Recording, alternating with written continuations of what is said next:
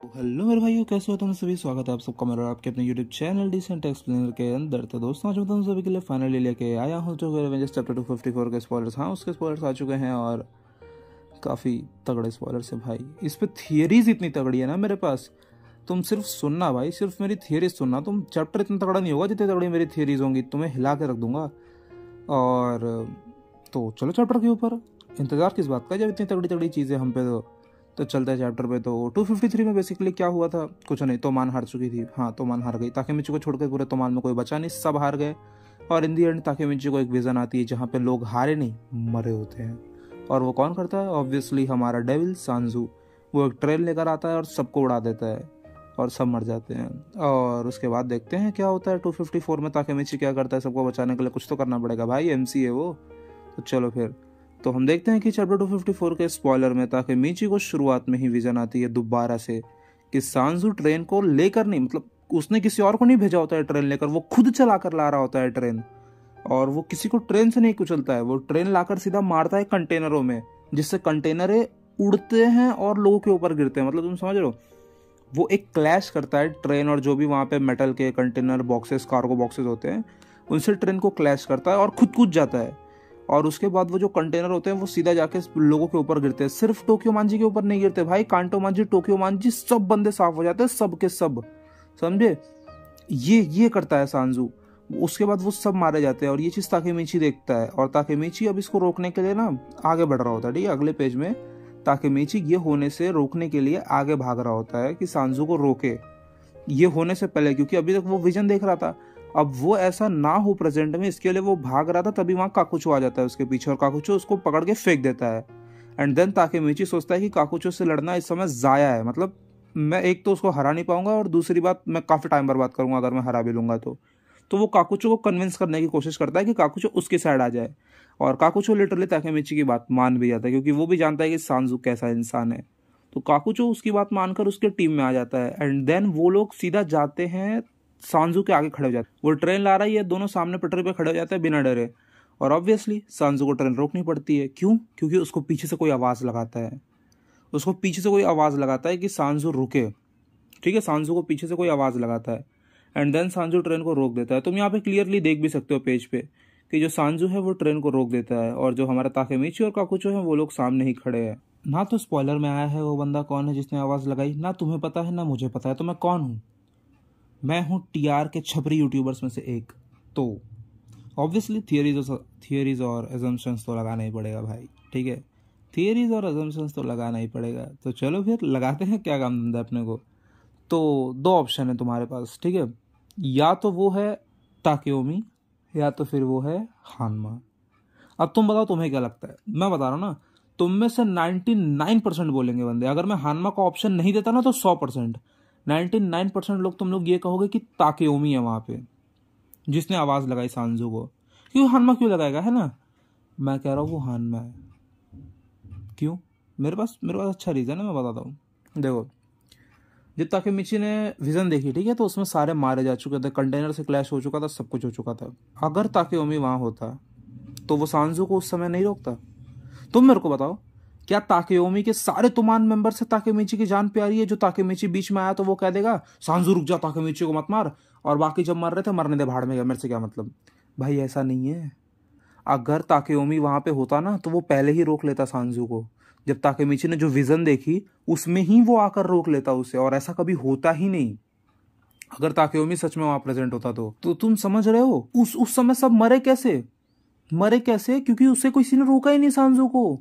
सांजू ने उड़ा दिया सबको, समझे? ताकेओमी वहां पे नहीं था।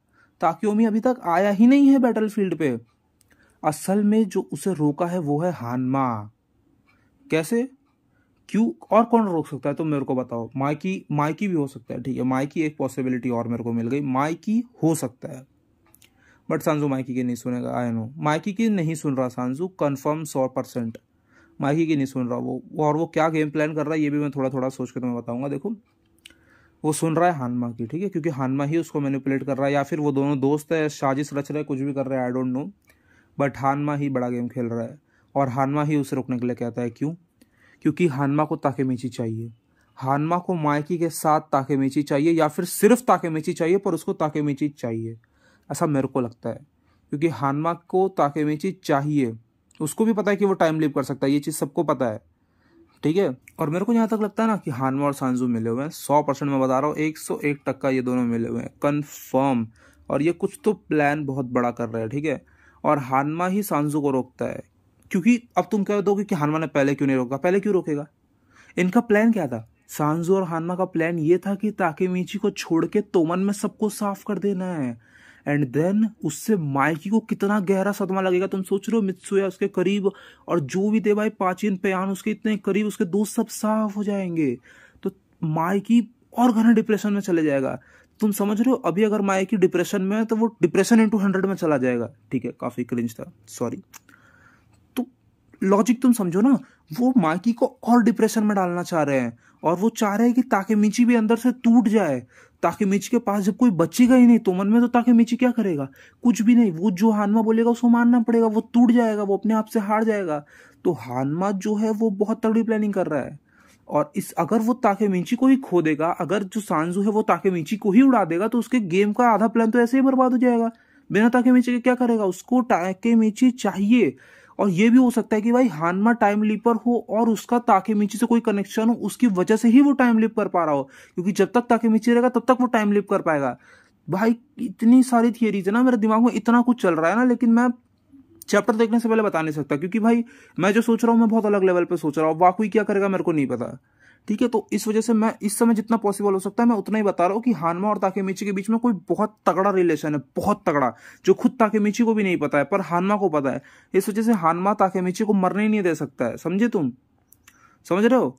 अब तुम कह दो कि 3 डेटीज की वॉर में तो वो मरने वाला था, तब तो नहीं आया हानमा बचाने, तब हानमा वहां पे प्रेजेंट ही नहीं था भाई, तब वो आया ही नहीं था माइकी के साथ, समझे भाई? हानमा इस समय जो प्लान कर रहा है ना, इसीलिए उसने सांजू को रोका, ताकि सांजू उड़ा ना दे, वरना सांजू तो है ही आधे दिमाग का बंदा भाई, उसको क्या करना है, वो तो साइको है ही, वो तो उड़ा ही देता। पर उनका प्लान ये है कि ताकेमिची मरना नहीं चाहिए। तो अब तुम खुद ही सोच लो भाई कि हानमा और ताकेमिची के बीच में ऐसा क्या रिलेशन है।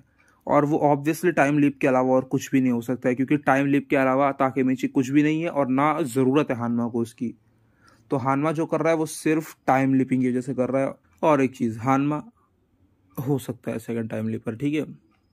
हानमा सेकंड टाइम लीपर हो सकता है, बट इसकी भी बहुत कम पॉसिबिलिटीज है। आई डोंट थिंक कि वो सेकंड टाइम लीपर है, बट हो सकता है।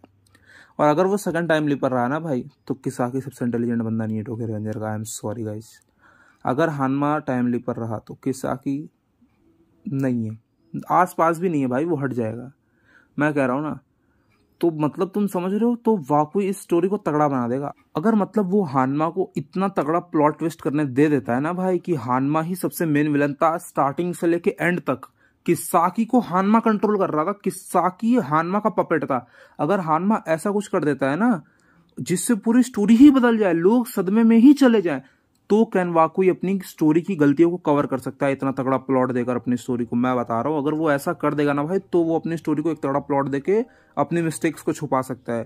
क्योंकि अभी तक जो वो कर रहा है ना भाई, वो बिल्कुल लॉजिकलेस है। तुम इसी चैप्टर में देख लो कितनी लॉजिकलेस चीजें कर दी उसने भाई। एक 17-18 साल का लड़का ट्रेन लेकर आ रहा है, कहाँ से खरीद ली उसने ट्रेन? इतना पैसा उसके बाप के पास, ट्रेन तो खरीद नहीं सकता, चोरी कर नहीं सकता, ट्रेन चलाने आती नहीं है, और एक तो छोड़ दो मैंने छोड़ दिया, तुम भी छोड़ दो, ठीक है। टोक्यो रेंजर में ये सारी बातें नहीं करते। फिर भी मैं बता रहा हूँ, अगर उससे ताकियोमी अभी तक बैटल में नहीं आया, अगर उससे रोका है तो हानमा ने रोका है, ठीक है। हानमा ने ही रोका है। 101% माइकी नहीं हो सकता है, मेरे को लगता है। अगर गलत हुआ तो भाई मेरे को गालियां मत देना, क्योंकि तुम समझ रहे हो छपरी रिवेंजर्स है यहाँ पे, तुम्हारा एजम्पशन और लॉजिक बहुत कम काम करता है, तो मेरा भी शायद ना करे तो छोड़ देना। पर तुम्हें सुनने में अच्छा लगा ना, ठीक है, उतना काफी है। और मेरे को यहाँ तक लगता है भाई कि सांजू माइकी से लॉयल नहीं है, माइकी के लिए लॉयल नहीं है सांजू कुछ अलग ही प्लान कर रहा है, ठीक है। और जो हानमा है वो सांजू से भी बड़ा प्लानर है, वो सांजू को यूज कर रहा है।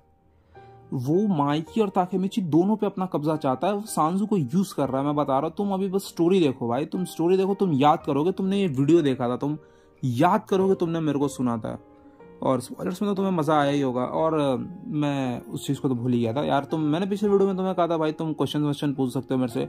भाई तुमने क्वेश्चन पूछे मेरे से, ठीक है, इतने तगड़े क्वेश्चंस पूछे हैं ना तुमने, जो मेरे को तुम्हें डिटेल में समझाना पड़ेगा। तो मैं इस वीडियो में तो नहीं बना सकता, वरना वो वीडियो भाई 20-30 मिनट की बन जाएगी और तुम देखोगे नहीं, ठीक है, और मेरी मेहनत वेस्ट जाएगी। तो मैं उसके लिए एक सेपरेट वीडियो बनाऊंगा, तो उसके लिए तैयार रहना भाई। बहुत प्यारे क्वेश्चंस पूछे तुम लोग ने भाई, थैंक यू इतने अच्छे क्वेश्चंस पूछने के लिए लिटरली। और जो भाई इतने गंदे गंदे वर्सेस के क्वेश्चन पूछे ना तुमने, मैं उनका जवाब नहीं दे रहा, जाओ हट खुश। नीचे लिख दूंगा डिस्क्रिप्शन में, पढ़ना हो तो पढ़ लेना। तो भाई बहुत बहुत अच्छे क्वेश्चन पूछे तुमने, और मैं अगली वीडियो में ज़रूर बनाऊंगा। और यार अगर बैकग्राउंड में थोड़ी नॉइस वॉइस आई हो तो यार उसे इग्नोर कर देना, क्योंकि मैं अपने घर पर नहीं हूँ, मैं रिलेटिव्स के घर आया हूँ, तो ठीक है, थोड़ा सा अंडरस्टैंड करना। और वीडियो अच्छी लगी हो तो लाइक कर देना। और तुम क्या ही कर सकते हो, तुम्हें बताओ। और तुम कुछ कर सकते हो, सब्सक्राइब कर सकते हो अगर चाहो तो, बाकी तो ठीक है, चलो बाय।